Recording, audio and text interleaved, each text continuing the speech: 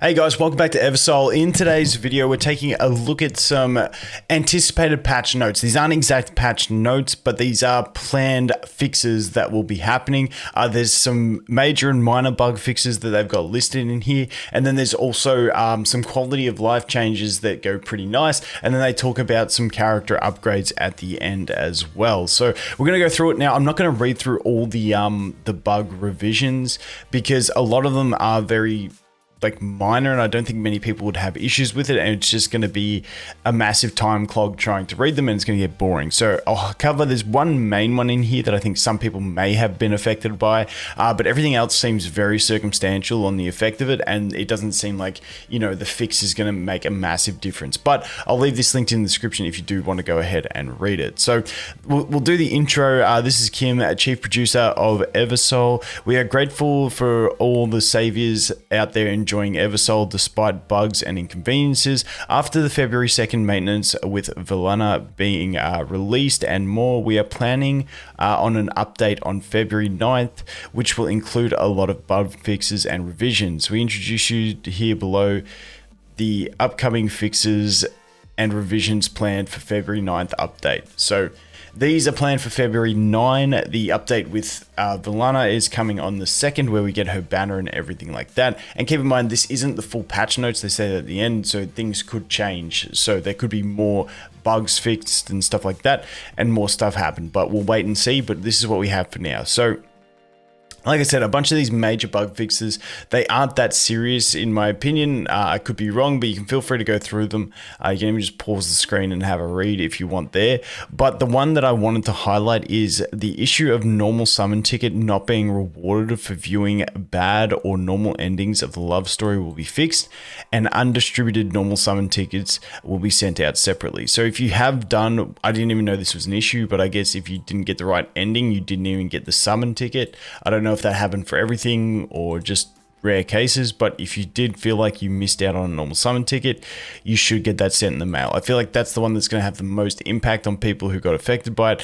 All of the other ones are like really just minor things that I don't think are really going to collapse gameplay. Like there's some things like the intermittent issue where HP of being reset in the dimensional labyrinth will be fixed. Where maybe you were abusing that, I never really saw that. So, you know, just so if you feel like you were using a bug for something, maybe it could be fixed, maybe check it. But there was nothing major that I could see in there. Same with the minor bug revisions. Honestly, the major ones seemed pretty minor, so the minor ones are very minor. So that's all we're going to go through on those. And they do say, please note other bugs not listed above can be added near the actual maintenance. Next up, we have quality of life changes to improve your gaming experience. We're always listening to your feedback and are trying our best to implement as much valuable feedback as possible. So let's jump into these updates. You'll be able to retry your battle from the pause screen midst battle. So basically, I think that's what that's saying is at the moment we've got the when you leave battle, it goes back to formation screen. I think what this is going to do is allow you to instantly restart the actual battle. So you'll have the option to go back to formation screen or instantly retry the battle, which is a cool one to add in. For me, normally when I'm trying to retry the battle, it is wanting to reset the team, but sometimes you will have a team where you're like, okay, with the right RNG, if this crit doesn't happen, something like that, then I can keep going and I can possibly win it. So I think that's a great option to have in there. It's a good one to be added. The part where the main character was being praised excessively in main story chapter 1 is removed. Okay, didn't read the story, so that's cool. Max guild member count. So this is a big one. I'm really glad they did this because, like I said, when it starts at 5, like it just felt like it's scaled way too hard on the levels.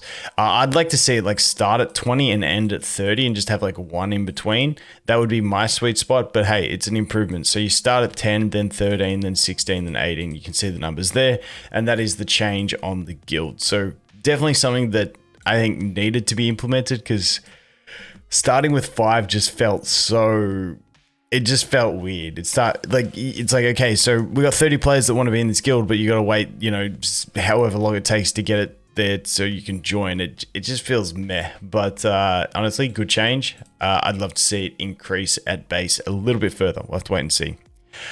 Keepsake or the same. Keepsakes of the same or higher grade will not be included in autofill when trying to enhance keepsakes. Okay, yep. So if you go into a keepsake and you're just trying to upgrade it and you hit auto, it won't use, say you're upgrading a legendary keepsake and you hit autofill, it won't use a legendary keepsake or higher as the fodder material. That's normally a pretty good thing. It would also be cool to see something that some games do is have like a filter button. So it's like you can choose what rarities get put into the auto fill. I feel like that would be a decent implementation, but you know, that's one thought. I mean, honestly, this is pretty solid because once you get to top level gear, you don't care about anything below top level. So I think that's pretty cool. It's just if you do like in that transition period of you got your first like high tier gear and then you're feeding the tier below it, which you still really need. That's the one issue that can arise. But anyway, getting too hung up on that. The area where the arch fence and the arch would collide will be fixed so that you can place them in front of the castle gate now. I guess that's something in the town. Let me know if you know that one. I got no idea. I'm not a big town person, you know. The filter order of souls will be changed. Souls level 2 or above by level, yes. By grade, and then yeah, okay. That I do notice that the filter is a little bit funny. Where it's like some of my, like I've got like some epic base epics that are epic plus and sitting below rares, and it's like, why are they down there? So that was a little something that did bug me a little bit. So that's cool. The construction restriction area will be reduced in the castle wall to make it easier. Okay, they're just reducing that little frame around the edge that you can't place stuff, I guess. Don't get stuck when placing it, I guess. I feel like you could get stuck maybe. I don't know. Anyway, players with maxed out friends lists will not be displayed as recommended friends in search. This is a really good one for new players trying to just get friends and not really caring and just wanting to fill out their friends list. That's handy. You will now be able to see 5 souls at once. Yes, when scrolling. Okay, so when you get the battle results screen, it was so frustrating how you had to scroll to see the contribution of the last character. So that's a good change. Text bubbles will now appear when touching the material slot to inform you which soul needs to be consumed as material in the soul ascension screen. I don't know what that's saying about text bubbles, but cool beans. It will be revised so that you can give rest to souls that are not at 0 energy. I think that's a good one. But it won't be in the order. I believe this was in the previous patch notes, but it won't happen in auto. So for me, it's not really going to change much because, hey, I don't really pay too much attention to that stuff. Not my style. But, you know, if you want to min-max that stuff, now you can. If they're like 2% energy, just put them to rest. I guess you can do that. Touching the Zodiac point icon will now bring up information about Zodiac points on the Zodiac screen. Okay. Players who visited my town via expedition will now be displayed and filtered in the visit town list. I guess so you can just visit back and do the right thing, I guess. The number of expeditions that came to my town will be displayed in the visit town. Okay, this is all stuff I feel like they've mentioned before, but maybe it just didn't get implemented yet because I was looking for that, how many visits each one's had, but it just obviously hasn't gone in yet. Even when pressing skip summon, the summon animation of a soul that is being newly obtained will be displayed. Okay. Yeah, that's fair. I guess it's annoying for people still rerolling if you are, but besides that's cool. Confirmation notification will pop up when you select the soul of epic grade from birth. Okay, this is definitely a translation thing as consumed material in the ascension. So if you're feeding an epic grade unit when you're ascending, it'll give you a warning saying, are you sure you want to do this? Because you're not meant to feed this right now and you'll lose it. I believe that's what it's saying. I know AFK Arena has that same pop-up. You'll now be able to check the artifacts skill and artifact equip screen. This is huge. This was so frustrating to me. How it's like there's only like every screen where you see the artifact, you tap on it and it does nothing. But then you have to go to like specific, like the upgrade screen to actually see what the artifact does, and you couldn't see it in the artifact wish list.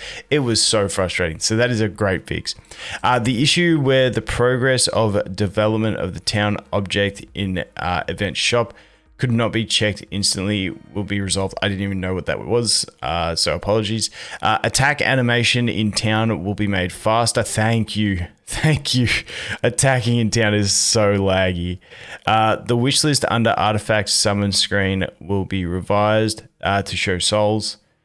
Yep. Okay, so this is something when I started the game really triggered me that it didn't just show you which souls it was. Now I kind of know which artifact belongs to which soul, so it's okay. But for new players, that's a good one.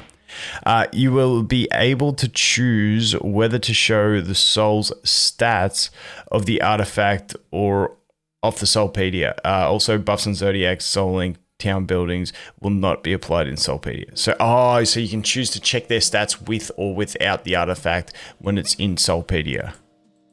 You'll be able to choose. Yep. Okay, cool. So you can see their max stats, but max base stats with it or without it. I don't know whether that's only at max level. Not too sure, but it's a thing. So that is it for the quality of life. Additionally, there will be future revisions and improvements to be provided, and we apologize for not being able to implement more of your valuable feedback in the same update.